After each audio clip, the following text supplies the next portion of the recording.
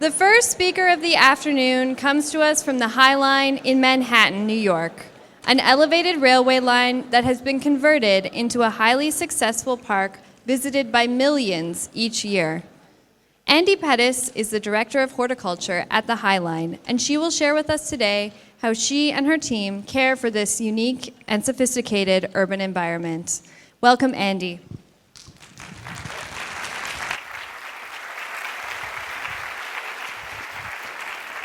Thank you, Amy.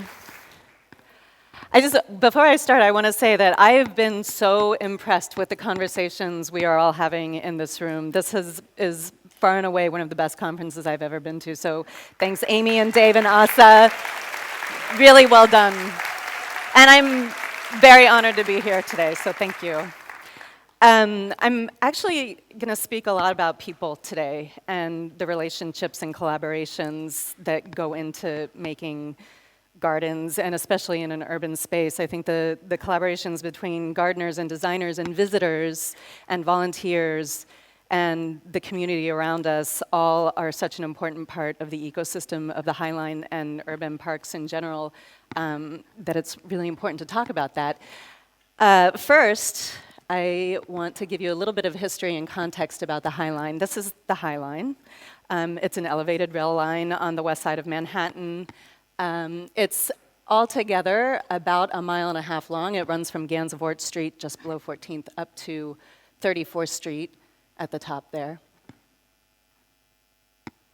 And originally in the 1890s, it was built, the railroad was at ground level, and it was built to bring agricultural goods and cattle into the city to feed a growing population. And as that population grew and grew and grew, and the west side got more populous, accidents started happening. People were being killed by the rail line. So the railroad actually hired these guys on horseback to ride ahead of the trains and sort of flag people out of the way. And at night they had lanterns, and it didn't work. There were still accidents. And so finally in 1929, the railroad and the city agreed to raise the tracks up off of the ground. And for the first time, they decided to build this elevated railway through the middle of the block and through the buildings. And this was for a couple of reasons: to keep, to keep the railroad off of the street so that it wasn't so quite dark and dangerous feeling underneath. But also, these buildings that the rail line went through were some of the first refrigerated buildings in the country. And so the carcasses, the cattle, could be unloaded directly from the meat hooks in the train onto meat hooks in these refrigerated buildings and shuttled off to wherever they were going. By the 1960s, trucking was taking over as the preferred shipping method around the United States, and the High Line, the last train ran in the myth is that the last High Line train ran in 1980, and then it was carrying a load of frozen turkeys for our Thanksgiving. That's kind of been debunked. We're not sure that's actually true anymore. But then it was left fallow. It was not in use for decades after that, and this is what happened.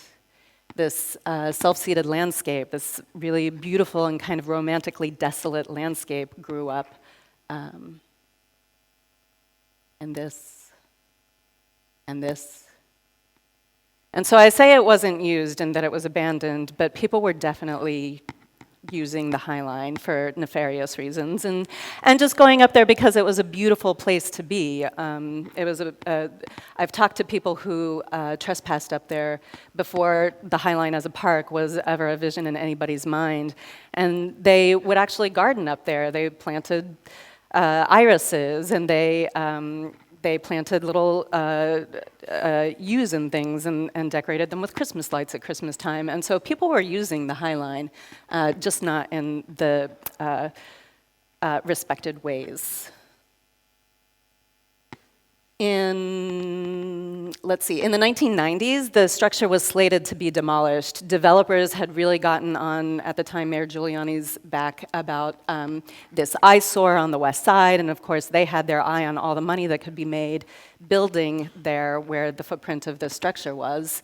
And this is Robert Hammond in the front and Joshua David in the back. And they are two people in the neighborhood that lived in the neighborhood of the meatpacking district in Chelsea at the south end of the High Line. And they had heard about these plans to demolish the High Line, and they thought, well, wait a second, there's got to be something we can do with this rather than just tear it down and start all over. So they went to a community board meeting separately. They went separately to a community board meeting. They didn't know each other. And they were both looking for the organization that was trying, or the people that were trying to save the High Line as a structure and perhaps reuse it in some way. And they got there, and that group of people, that organization, didn't exist. They happened to sit next to each other, and actually it comes out that Joshua David sat down next to Robert Hammond because he thought he was cute. So that's how the High Line started. They sat down and they started talking about it, and they said, well, there's no organization, let's start the organization. So these two began Friends of the High Line, and this is the organization that really advocated for saving the structure and networked with a lot of people. They knew a lot of people, and the next administration in New York City, Mayor Bloomberg, was really on board with this project. And so up against developers with a lot of money and against all kinds of odds, they managed to save the structure and convince the city to build a park. They did a lot of community engagement. They went to community board meetings, they held town halls. They really wanted to get input from people neighboring the High Line and businesses neighboring the High Line about what they would like to see on this structure and what the people in the community would like to do with it. This postcard, this comment card down here, is one of my favorite. The High Line should be preserved, untouched, as a wilderness area. No doubt you will ruin it. So it goes. Robert Hammond, for inspiration, still has this postcard posted above his desk on a bulletin board. He reads it every day. And then they had these idea competitions about what to do with the High Line, and there were some very outlandish ideas. Somebody wanted to build a 1.5 mile long swimming pool on the High Line, a lap pool, a mushroom farm, a roller coaster. There were all kinds of really crazy ideas. And then they had a second, more realistic and serious competition for architects and landscape architects. And this on the bottom here is a Zaha Hadid design that didn't win, obviously. A really beautiful design, but as you can see here, it really doesn't speak much to the neighborhood or the sort of history, the industrial history of the High Line and the railroad and the plants themselves. So a beautiful design, but it didn't win. And in the end, it was this team of designers who won the bid. So this is James Corner Field Operations on the left, and along with Diller, Scofidio, and Renfro, the architecture firm, and JCFO is the landscape architecture firm based in New York that worked on this project. And then, of course, they teamed up with Piet Oudolf, who did the planting design. And this is why their design won the competition, because not only does it really incorporate the linear nature of the structure itself and really speak to the idea of mobility and forward travel with this whole planking system, this sort of long linear planking system, but it also really took the microclimates and the sort of mini ecosystems that they found on the High Line as inspiration. So you can see there are woodlands and there are grasslands. They had originally spec'd an entire area to be a moss garden, but moss is really hard to grow in this context, so that didn't end up happening. And so this was their inspiration. This is the park before construction started. This is at 34th Street. These little thickets of ailanthus and roosts and cottonwood trees had grown up. And it inspired this sort of landscape. This is the Chelsea thicket.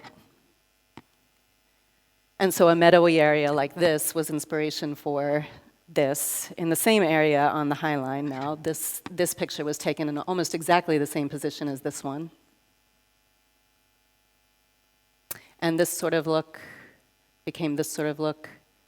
One thing that they were really intent on was saving a lot of the artifacts on the High Line. And so a lot of the rails that you see in the park today are in their exact original positions. They were all taken off and given a GPS point and refurbished and put back in the planting beds in most cases in their exact locations, as you can see here.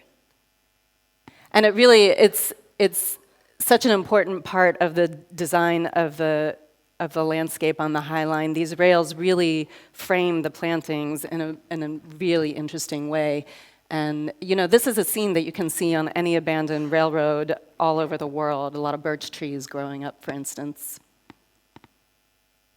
And here again, you can see that they use this special planking system that really sort of draws your eye forward in a north-south fashion. And even the benches sort of peel up from the ground. And these tapers, we call them, these sort of concrete fingers that run into the planting beds are really meant to sort of evoke the way the plants grew up through cracks in the ballast and cracks in the concrete on the railroad bed. And they kept other original details like this Art Deco decorative railing that goes over the streets. And they also did a really interesting thing with some of the staircases where they built the stairs right up through the structure so that on either side you can actually see the I-beams that are holding the structure up, and it just sort of is meant to remind you of exactly what you're walking into. And of course now, this photo was taken early in the High Line's history, but now all those trees and plants are sort of cascading over, and it creates this really beautiful canopy over this staircase. And then in 2009, the park was finished, and we opened, and we sort of had no idea what to expect. We thought we would get a few 100,000 people through in the first year, and it was more like 3 million. And it's actually a very, very complicated park to run. Midori said earlier, I don't know if what I do is high maintenance or low maintenance. What we do is definitely high maintenance. And it's not only because of the nature of the landscape and the crowds that we get, but it's also just, the High Line has been compared to a skyscraper on its side. We have to run utilities up from ground level. We have elevators. We have all kinds of infrastructure that we have for all of our programming and all of our vendors, and just to have water fountains up there is incredibly complicated. So you can see, I mean, what is this? We have over 110,000 perennials and grasses. I think right now we have over 1,300 trees growing on the High Line. 329 tons of trash a year come off of the High Line. And I could go on and on and on, but you get the idea. This is Enver. He's on our facilities team. He's been with us from the beginning. He's one of our facilities engineers, and he is monitoring the pump system that gets all of the irrigation water and all of the potable water up to the High Line so that we can exist. These vaults, actually, that he's in are underground, and when Superstorm Sandy hit in 2012, I think, these vaults were all flooded. And we were without electricity and without irrigation for quite a while after that, and had to have limited park hours. Future sections of the High Line were built with the utilities above ground, so we've taken measures to deal with that. And that's been one of the great things about opening the High Line in sections. We've opened in 3 sections, and we're still building, but I'll get to that. Is that we've been able to work with the architects and the landscape architects to tell them what our feedback is, and they've really taken it seriously and taken our suggestions, like please don't build any more underground vaults for the utilities because that flood is going to happen again. Visitor services, we were so overwhelmed with the crowds at the beginning that we ended up hiring rangers just to help people find out where they were and know where the bathrooms were and tell you what street you were at and to tell you to please stay out of the planting beds. And they would take counts of visitors, and so once every few hours they would actually click as visitors were walking by and take a count. And then they came up with this very complicated algorithm that took into account holidays and weather and time of year and all kinds of other factors that I don't even understand, and came up with a formula that helps them extrapolate how many visitors we have a year. And they still do that to this day. That's how we count our visitors. Trash, the trash, so much trash. We do recycle in the High Line now, and we do compost on the High Line. But in the beginning, we didn't even have a way to get an easy way to get the garbage down off of the High Line. All we had were passenger elevators. We had no freight elevator, and so we hooked up one of these. You know when you're demolishing a building from the inside and you set up these long chutes, and all the trash would go down one of these chutes off the side of the High Line onto 10th Avenue, where it was picked up by the sanitation department. And then, of course, there were the horticultural challenges. We had no idea what was going to grow on this structure 30 feet up, and what we would be able to cultivate, I should say. We knew exactly what was growing on the High Line before we got there, but we weren't sure what we were going to be able to cultivate on the High Line. And it turns out that Piet Oudolf's designs were, for the most part, really well suited. We had some other challenges in horticulture beyond the plants themselves.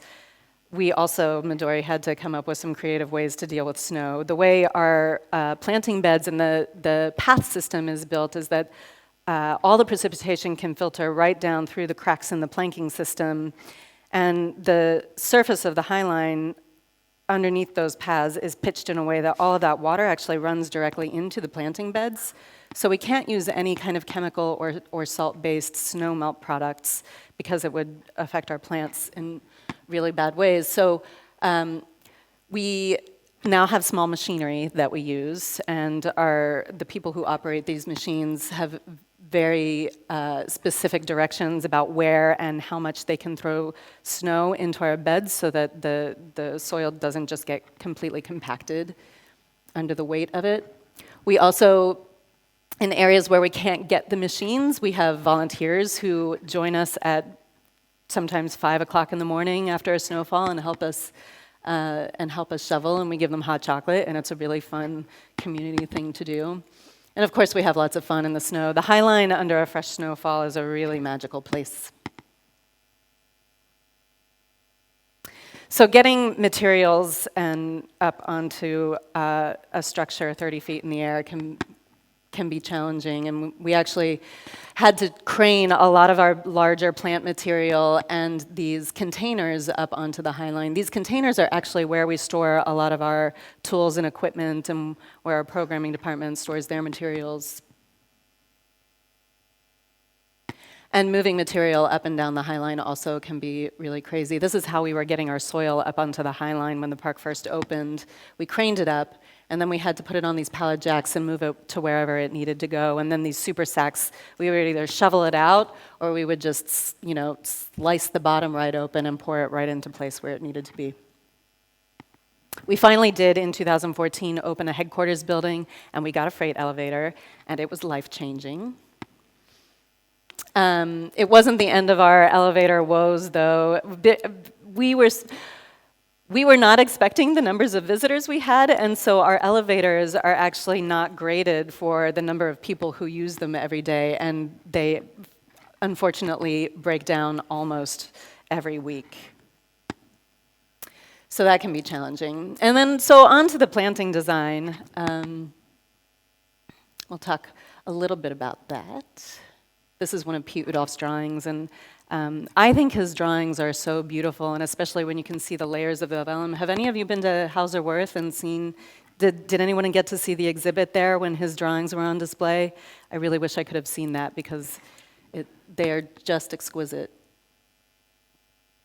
So some of the things when we are talking with new gardeners, especially about the way we garden on the High Line, we have kind of 3 tenets that we go with, and one of them, of course, is Piet Oudolf's matrix system of planting, wherein he will use several species of a plant, usually, most famously, several species of grasses, as a sort of base layer, and then he'll dot the forbs and small shrubs and trees and whatever other plants he's using as sort of exclamation points in and among. And he'll group some, and he'll use some in single species, speaking a lot to Cassian's work as far as sociability of plants goes. And this is inspired by the patterns that Piet was seeing in nature. And this is how it plays out on the High Line. This is one of the meadows in the Chelsea grasslands. This is early in the spring. This is probably May. And you can see the Salvia pratensis and the Salvia nemorosa and a lot of grasses in here. There's panicum and calamagrostis. No, here there's not calamagrostis. There's Bouteloua, and of course the Schizochyrium and prairie dropseed Sporobolus, heterolepis, some of Piet's favorite prairie plants. At this time, when the High Line was first being built and designed and planted, Piet was doing a lot of work with Roy Diblick in Chicago for the Lurie Garden. And I know Laura is here somewhere, the director of the Lurie Garden. So he was becoming really enamored with prairie plants at that time, and he used a lot of them in our design on the High Line. This is a little bit later in the summer. And you can see the plant palette has clearly changed over the season. But you can still get a sense of this matrix style of planting. And then again in the fall. And fall on the High Line is probably my favorite time of year. And one of the things we do as gardeners is, even in June when we are pruning or grooming or editing or making any kind of move in the garden, we are already thinking ahead to what it's going to look like in November. And then, of course, next season as well, right?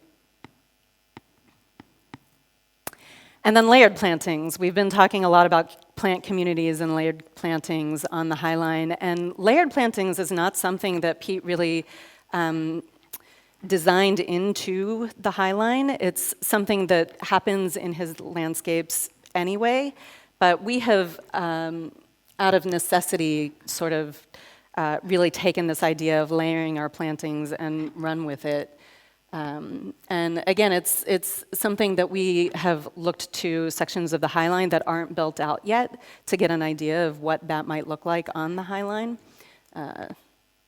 So this is a section of the High Line in the Chelsea thicket where ailanthus and other small trees were growing before the park, and it inspired this woodland, which actually looks nothing like the original thicket that was growing there. It's a lot of large leaf magnolias, umbrella magnolias, amelanchiers, a lot of our native woodland plants on the sort of mid-Atlantic and East Coast.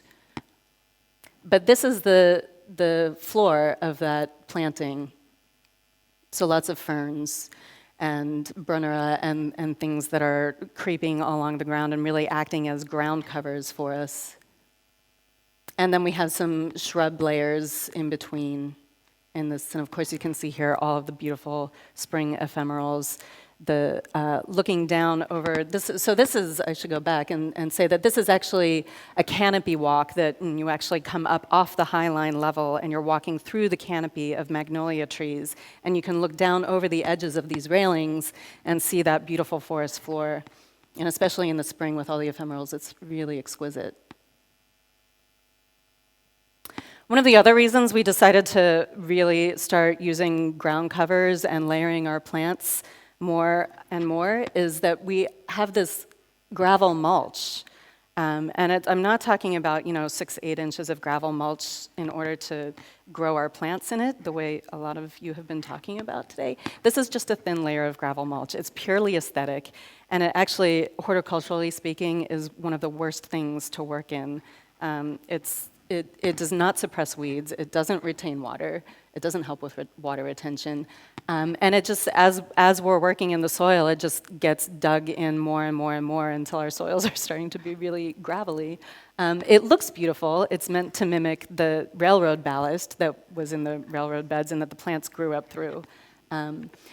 But one of the things we're doing in order to improve water retention, improve weed suppression, all of those things, is using layering in our plantings more and more.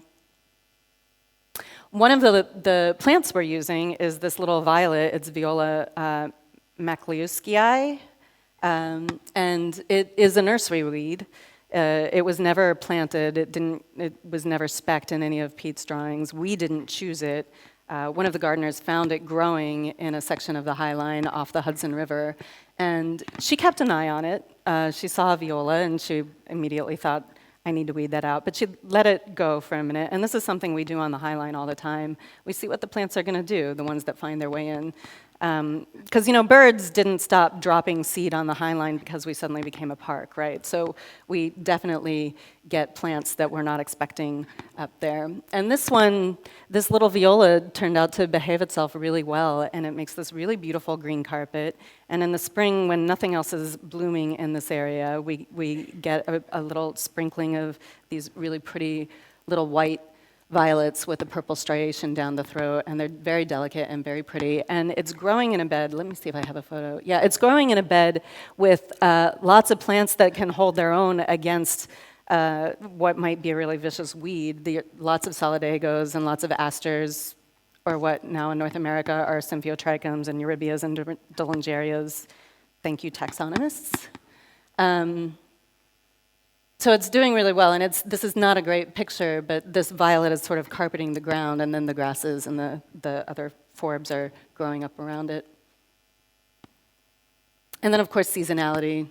It's one of my favorite Piet quotes. I think thinking about death in the garden is not something we always do, but it's really important in his landscapes. He really incorporates the entire life cycle of a plant into his designs. And this is a good example of 4 seasons. Midori, I really appreciate your 72 seasons, because I feel like it's true on the High Line. I mean, every week has its own moments. Almost every day has its own moments on the High Line. And again, so I've got this same series of pictures. This is the Chelsea grasslands in spring and midsummer and fall. And this is something that it's really interesting to have people on the High Line at this time of year and hear them talk about what they're seeing. People don't always recognize the beauty in something like this. And so one of my favorite things and the most gratifying things about my job is that when people see this landscape and they kind of get how beautiful it is, it really, that is what the work is all about for me. And so this is Carex bromoides in the spring. I love this photograph. You'll see this one again too, sorry. But here it is in the fall. So it's that really beautiful chartreuse when it's first greening up in the spring, but then by fall it's faded into this really beautiful golden mound and planted with these heuchera frosted violet. It's really pretty. And of course, calamagrostis in the summer and in the fall and under a snowfall. And the High Line under a snowfall. That sort of tapestry of textures and seed heads and stalks and faded leaves and mounding grasses under a snowfall is really one of the most exquisite things. And then, of course, we have echinaceas, and this is beautiful, but so is this. The echinacea cone. And you can really, one of the fun things is that you can really see why it's called coneflower, right? It's you can see the structure of the seed head underneath and the Eryngium yuccifolium there on the left. And the light filtering through in the fall and the evening on the High Line is pretty special. And there's the scene. So again, those golds and browns and blacks and silvers and mauves and pinks that are all mixed in here, and just having a stage to show people that is really special. It gets difficult. One of the things that is the most painful on the High Line is when this kind of thing happens. When, a lot of the gardeners on the High Line are conventionally trained, traditionally trained at botanic gardens and in training programs. And so when we see this Joe Pye weed browning out before everything else, what we really want to do is just deadhead it and cut it right out so that everything else can shine, right? And it is one of the most painful things to do, is to not cut that seed head out. But if we can just hold the pain through the yoga pose, we get that, we know that we'll end up with this, right? Like that is what we're shooting for. But it can be painful. But we've also come up with some strategies where we will cut down certain spent flowers so that we can get a scene like this, where the astilbe seed heads are really straight and strong and beautiful, but this Rudbeckia does not always hold its form well, and so the seed heads are not always, they don't always retain their seed heads well, and so we will sometimes cut back this Rudbeckia subtomentosa so that it sort of offsets the astilbe in a way. So we're not purists. Horticulture on the Highline. And so this next set of slides in my deck, I had thought about giving titles like best practices and challenges and discourse. But then I found this quote. Serious design is imperfect. It's filled with the kind of craft laws that come from something being the first of its kind. The art of serious play is about invention, change, rebellion, not perfection. And this spoke to me in such a way, like I just feel like that is exactly what our work is on the Highline as gardeners, is it's about serious play. We're not purists, we try not to take ourselves too seriously, but we are really serious about the integrity of the design and the integrity of the gardens and the integrity of the horticulture. Point in case, this is actually not the Highline, this is the Laurie Garden. Laura, are you here? Yes, hi Laura. This is Laura's garden. She's the director of horticulture at the Laurie Garden in Millennium Park in Chicago. And I put this photo in because at the Laurie Garden, you've got this like great vista. The planting beds are really deep, and it kind of draws your eye away from the details, and what you see is this beautiful fall meadow. On the Highline, most of our beds are very, very narrow, on average about 8 to 10 feet. And so oftentimes this is what you see on the Highline. You see these holes and you see things flopping over, and you don't have that great depth to hide things like this. So we've come up with ways of getting around it. And what we will actually do is take some of the stalks and canes that are standing up stronger, and we'll actually cut them, and then we'll poke them into the ground in the holes. And this is twofold. It not only fills the hole and gives you something to look at, but it also keeps people from walking into those holes and creating more holes. And it's complete artifice, and it works, and it looks good. We do it in the spring also with some of our allium stalks and seed heads, and it seems to work pretty well. We make our interns do it.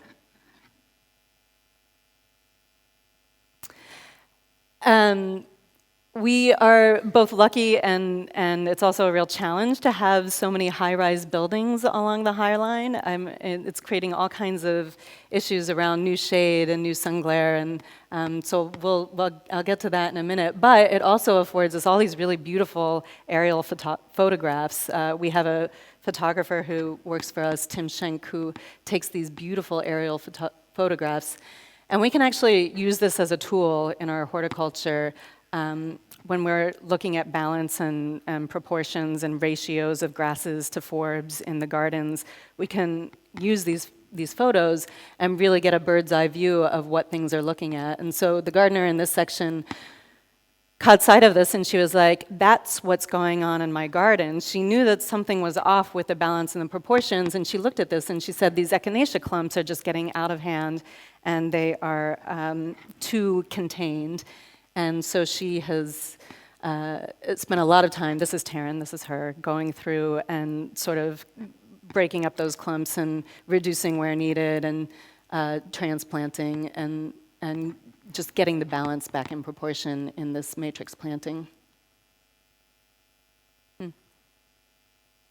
We don't have a lot of space on the Highline. We have very, very little extra space. I mean, we are on the west side of Manhattan. We have problems storing our tools. We did a couple of years ago decide to take a little bit of the land we have up at 34th Street and try some propagation just to see if we could maybe offset some of the costs of our plant replacements. We do have to replace plants every year. We have really tough winters where it freezes and thaws a lot, and we're on a bridge essentially. And so our soils, which are in some cases only 9 inches deep, freeze all the way through and then thaw and then freeze and then thaw and freeze. And so plants that really normally planted in the ground would do just fine in our climate, even in exposed areas would do just fine, don't make it. We get a lot of root rot, and that goes with some other issues too. But we decided to start some propagation, and we propagated some plugs of grasses, and that worked out. But what we really found was that it's actually way more expedient and efficient and cost efficient to buy plugs. So we don't do that. But what we do as far as propagation is a lot of in situ propagation. So just as Midori does, we take stock of what seedlings are coming up in the spring. And in the backs of beds, often we will let a lot of those seedlings just grow up in clumps. And then it's easy to sort of pull them apart and plant them out wherever we need them. So we use our beds as our propagation beds. We do that with echinaceas and nadia and all kinds of things. Dahlia purpurea. Does anybody grow with Dahlia purpurea? It's purple prairie clover. It's a really beautiful plant, but it's really hard to get established. But if we find seedlings growing up in the backs of beds somewhere, we baby them until we can plant them out in the gardens. Here's just another photograph of some gardeners working in the planting beds, and that's actually Taryn and one of our very dedicated volunteers, Bob Noth. He had a landscaping company, and now he volunteers with us twice a week on the High Line for an entire day. He's been really amazing. And you can see actually where Taryn and Bob are pulling clumps of echinacea out, and they're making way for more grasses and other species to put in. We do that kind of editing with our woody species also. This is Rus typhina. Rus, if you're familiar with them, are very short-lived trees. They're colonizers, so one of their strategies for survival is to, once their wood is brittle, and once they get tall enough and weak enough, they'll blow over in a storm, and then all of the shoots will come up around them and take their place. And we use that to our advantage, so that as the canopy in this bed that is designed for part sun, as the canopy gets too full, we can take some of those stems out, and we choose where we let the new shoots grow up, and we'll nurse along new shoots so that they're ready when we end up taking out some of the larger canopy trees. And in this way, we can, again, maintain that balance of sun to shade, and the sun species growing in the beds can remain.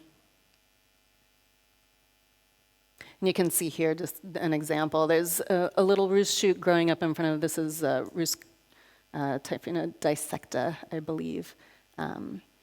And this little shoot in front will nurse along until we're ready to take this taller tree out. Or, they come down in storms a lot too, so we lose them naturally also.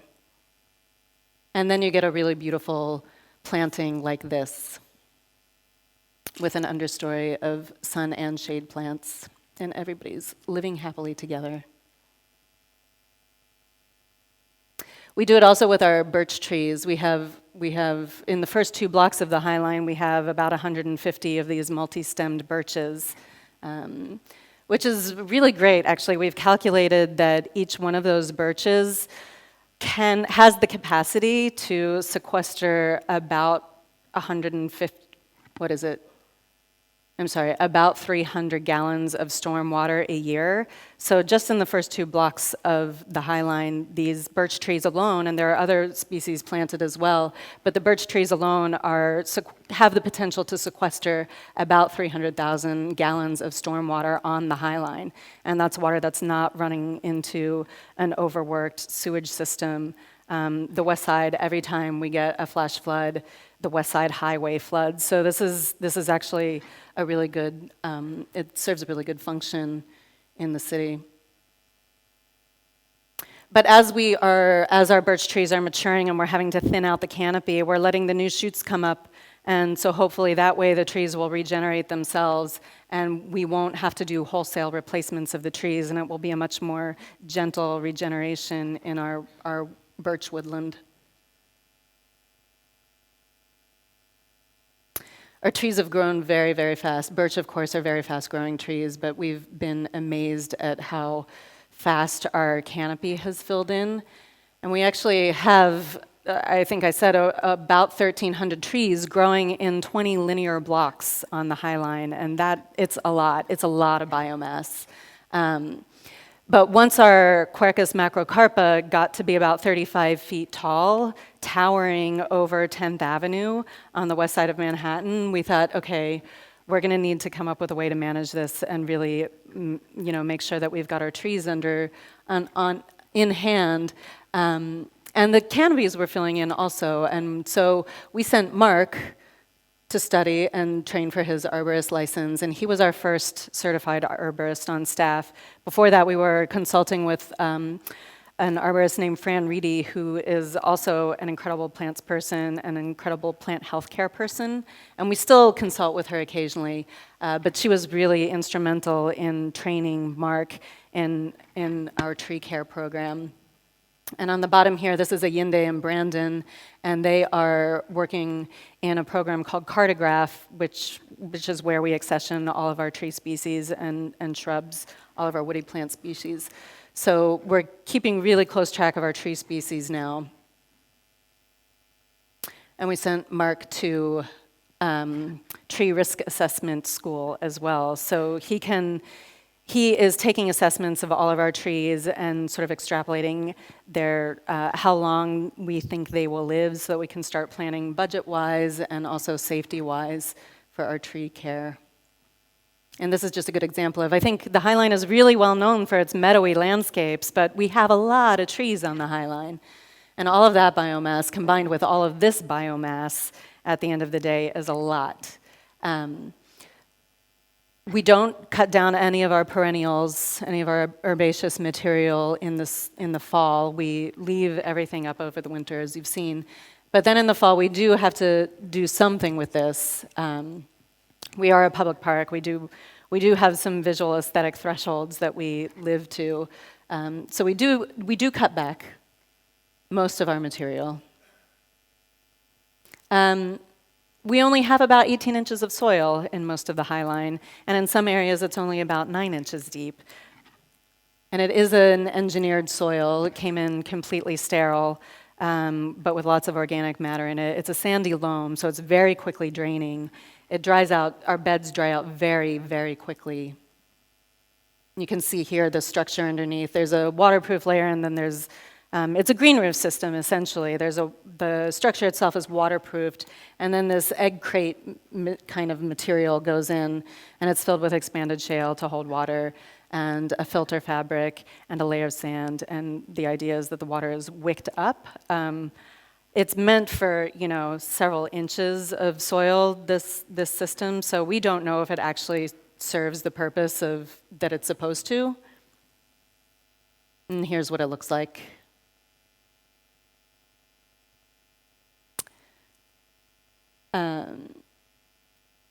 These slides have gotten out of order a little bit.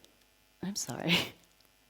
So I mentioned that we do all of our cutback in the spring, and because of lots of reasons, because of how narrow our paths are and how close the planting beds are to the paths, and because of how many visitors we get, and because of that gravel mulch, we can't mow. We can't use machines in the planting beds to cut back all of our material, all 20 blocks of our material.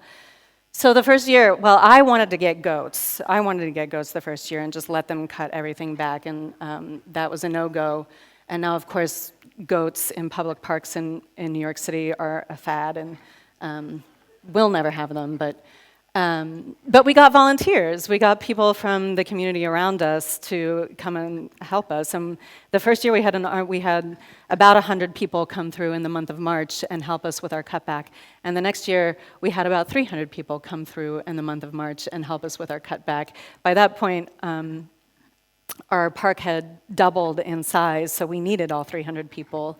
And we still get a community of people who come through, and we get lots and lots of repeat customers coming back to help us with cutback. And so it's become one of our biggest programs, one of our biggest public programs on the High Line. And it's really nice to have volunteers come back year after year. I know we have at least one Highline cutback volunteer in the room. Charlotte, are you? Hi. Hi, Charlotte. We get volunteers from all over the world. I just ran into another volunteer here. He's here somewhere. But year after year, we come through like locusts, and we cut everything back in about 4 weeks.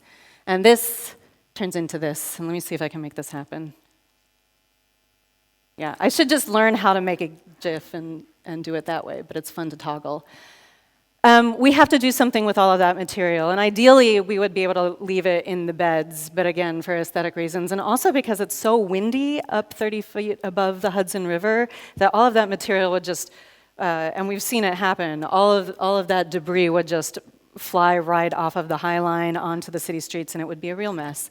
So we do rake it, most of it up, and what we used to do was bag it up, and well, we still bag it up, but so we put it in these giant yard bags, and we move it to, we actually put it into box trucks. We used to put it into box trucks and truck it to Fresh Kills on Staten Island, where there is a municipal composting facility. And so we would have to pay to dump all of our material there, and then we would have to pay to buy compost back from them and take it back to the High Line to use in our woodland settings. One of our horticulturists did a cost-benefit analysis about what it was costing us to take the material to Fresh Kills ourselves and what it would take to have a carting company come and haul it away for us and take it to the same composting facility, and it just didn't make any sense. And finally, he put together a proposal for doing all of our composting on site. But the problem, again, is space. Where do we do that? So we started in 2011 with a bin system. We started with two bins, traditional bins. So we were taking the material out, the compost out every week, sometimes twice a week, depending on the temperatures, and turning it and putting it back. It was very labor intensive. We built another 2 bins, and we were turning them by hand again. We did end up converting 2 of the bins to a static aerated system, so that we actually have perforated pipe that goes up through the middle of the bins now, and we force air up through it, and that is what aerates the compost and sort of makes the process a little bit more efficient. By the time we got these 2 systems in place, the traditional bins and the aerated bins, we were composting about 60% of our material on site, and we were still taking up to 60%. We were still taking anywhere from 60 to 40% of our material off-site to Fresh Kills.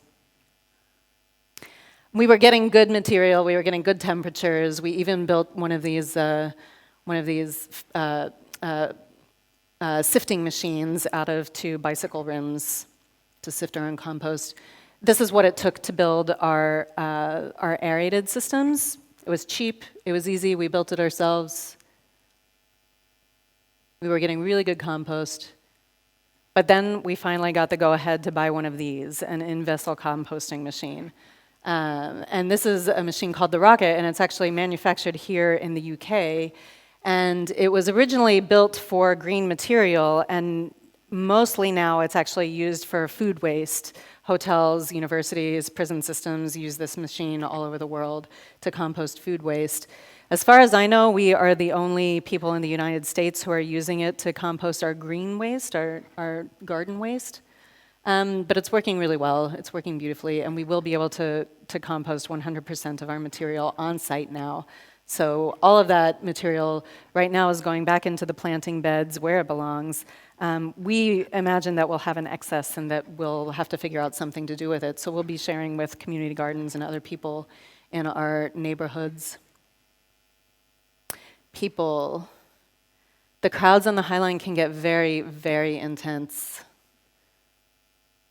And here's just another, and you can imagine how difficult it is to move your equipment even through these crowds. Our gardeners start at 6:30 in the morning, and they finish most of their big projects by 10 in the morning, because by 10 in the morning, this is what the High Line looks. That's also, just incidentally, the line for the bathroom at 16th Street.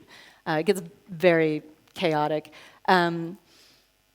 So our gardeners are done with most of their big projects by 10 in the morning, and then in the afternoons they spend a lot of time either researching or taking notes and doing record keeping, or they're just out in the gardens weeding and maybe watering, but it's even hard to run a hose at this point. But a lot of what they're doing is talking to visitors. One of our gardeners estimated that she gets a question from a visitor on a busy June day about every 5 minutes. So they are real ambassadors of the Highline and the kind of horticulture we're doing. Not all of the questions they get are about the plants. A lot of it is, where are the bathrooms? Where is Chelsea Market? But when they do get questions from visitors about the plants, it's super gratifying, and people are always really grateful for the work that we're doing. We do have these trikes that we get around on the Highline with, and that has been really fun, and visitors love to see us on these tricycles. I mentioned earlier that one of the great things about opening the park in phases is that we've been able to give the designers a lot of feedback about what we need to see in the gardens to raise the capacity for visitors, for instance, and also make horticulture and maintenance easier on the Highline.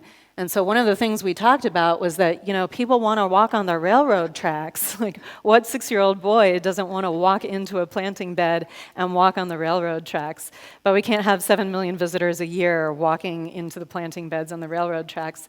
So in the third section of the Highline, the designers built these rail track walks so that the rails are actually at part of the path and people can interact with them. They also decided to use some of the other artifacts from the railroad in the gardens so that there's a switch that is a working switch, and you can actually make the signal change, and it's really fun for people. We also got a lot of feedback from our neighbors that there was no real good place for, it's a very adult park. It feels like a very grown-up place. There wasn't really anything for kids to do. And if you ask Robert Hammond, he would say, well, why do we always have to have something for kids to do? But we did want to have something for kids to do. We really want the park to feel like a place where New Yorkers want to go and be with their families. And so we built this, we call it the Beams Play Area. And so these are I-beams that are covered in a sort of soft, plasticky material that keeps people from getting a concussion. If they fall in it. But then so you can actually explore under the Highline and see what the structure looks like underneath, and it's really fun for everyone. I wanted to talk about irrigation for a minute. We do irrigate on the Highline. We have a very sophisticated computerized system and a grid of Netafim and the whole bit. We have spray heads in some areas. But at the beginning, in the first section of the Highline, we did not have irrigation. Irrigation was not designed into the Highline. Piet Oudolf was really, really adamant about that. And his reasoning was that if we were hand watering with hoses, we would also be paying really close attention to the plants and learning what they needed and really making good observations about the plantings. And he was right in that way, and the first season, it was fine. We had more rainfall that year than I think we ever did. I think what Pete wasn't taking into account, and what none of us were really taking into account when we started in 2009, was again, the shallowness of the planting beds. We don't have a water table on the Highline, and the beds dry out so quickly that I think even the plants that we expected to be very, very drought tolerant, Eryngium yuccifolium, a lot of the prairie grasses, the panicums, things like that, were drying out really fast and suffering.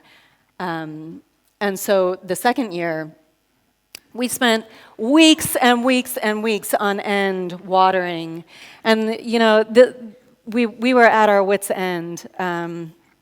And so finally, we decided that we had to install irrigation in the first section, and subsequently we installed irrigation in the following sections as we were constructing the park.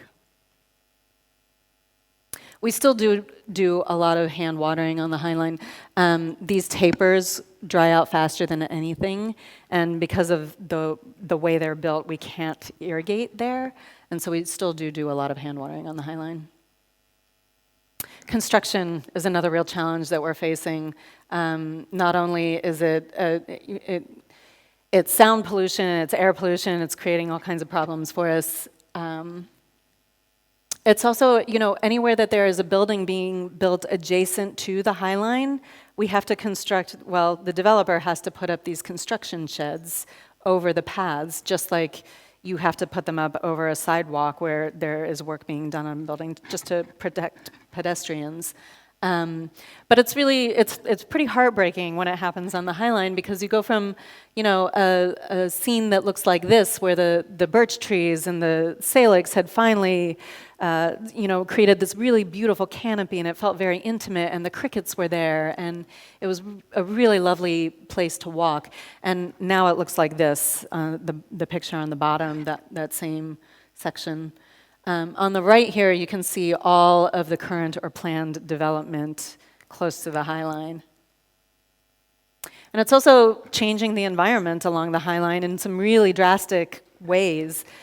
This is a section of the High Line, the Chelsea Grasslands, that was designed for full sun. It's a meadow planting, and now this quarter block section of it is in deep shade for most of the day because of these high-rise buildings that, in plant in plant time, it happened overnight, right? Normally in ecological succession, this would happen very slowly, and the planting palette would change over years.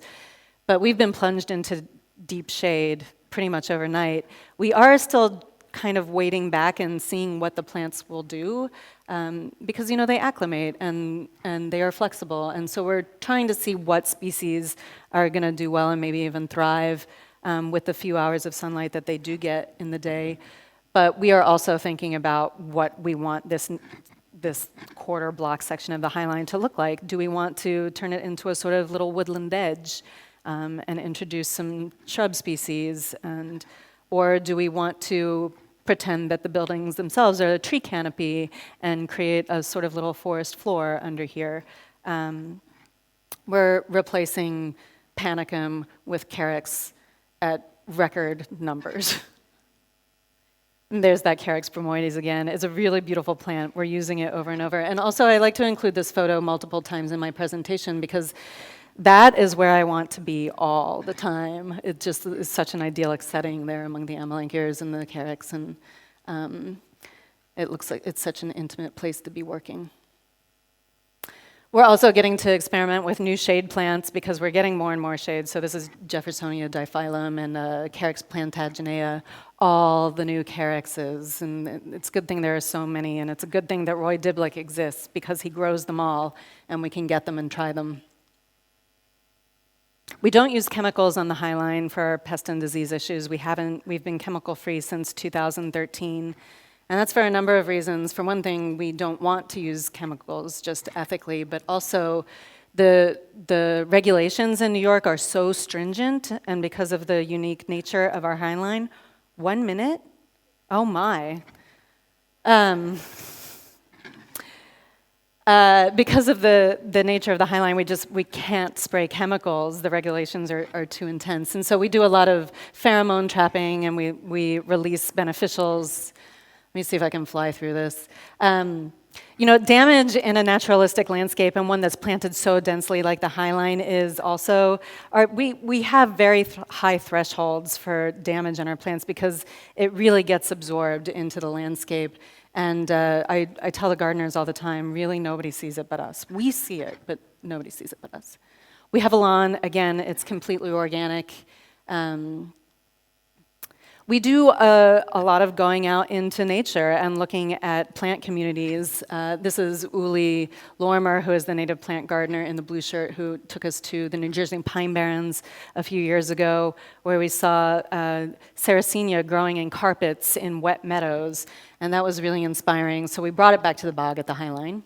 I'm just going to fly through. This is Van Cortlandt Park in New York City. It's a huge native woodland smack in the middle of the Bronx. It's an amazing place where we saw Claytonia and erythronium and phlox growing, and again brought those plants back to the Highline.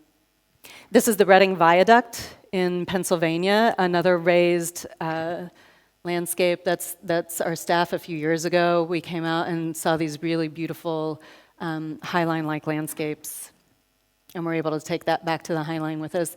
And this, of course, is a section of the Highline that isn't built yet, so we also can take more inspiration from the original inspiration on the Highline. I'm going to just fly through here. We've got lots of Asclepias. Going out into nature and looking at the pollinator species on the parts of the Highline that haven't been designed and turned into park yet. We do still have some spontaneous vegetation growing on the railroad tracks.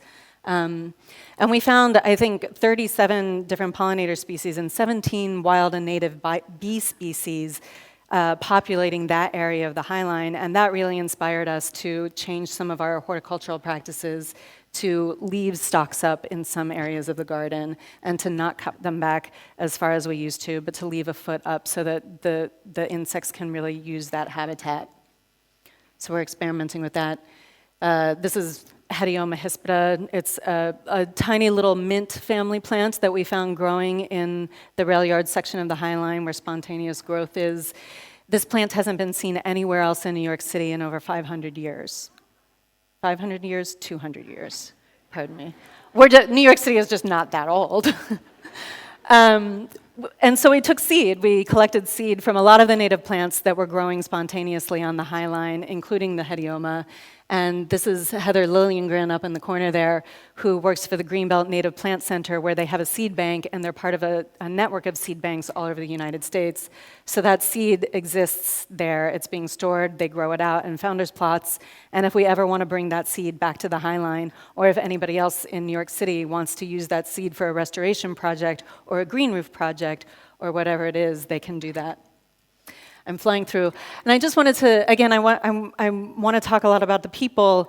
The way that, one of the things that makes the Highline so special, in my opinion, is this sort of discourse and collaboration among gardeners and among designers and with our volunteers and with our visitors. And we've been doing a lot more interpretation around the plants and this kind of horticulture on the Highline, and just trying to combat what we call plant blindness. Do you all have this term here? Do you talk about plant blindness at all? Plant blindness, when we talk about it in New York City, is really this concept that a lot of city dwellers, when they are looking at plants, when they're looking at green, that is all they see. They literally can't see the trees for the forest. They don't see individual plants. They just see green. And also, they don't see the nature that is all around them. They don't see the plants that are growing up through the concrete. They don't see the plants in the abandoned lots as plants. And so that's what we're talking about. So we're trying really hard to combat that on the Highline. With our teen staff, we have a Green Council who comes and helps us every year, and they are paid staff, and so that is also part of how we use the platform of the Highline to talk about plants and horticulture and greening of cities. And I'm just going to show you some new sections of the Highline real quick. So we're building a section, a plaza at ground level. And these are just some renderings. I'll flip through here real quickly. This is at 18th Street. This will be the first part of the park that we're caring for at ground level. I'm sure will be a whole new set of challenges. And then at 30th Street, we have a spur that is being built with these beautiful balconies that will drip plants over the avenue. And so this is what is coming. And I'm just going to end on another one of Piet's drawings. Thank you.